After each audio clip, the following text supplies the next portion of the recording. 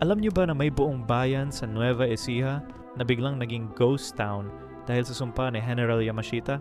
Noong 1980s natagpuan ng mga residente ng San Vicente ang bahagi ng nakabaong kayamanan ni General Yamashita mula sa World War II.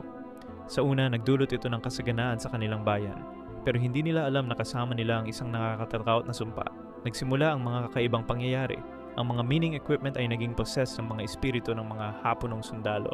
Ang mga residente ay nagkakaroon ng magkakaparehong bangungot tungkol sa mga karahasan noong panahon ng giyera.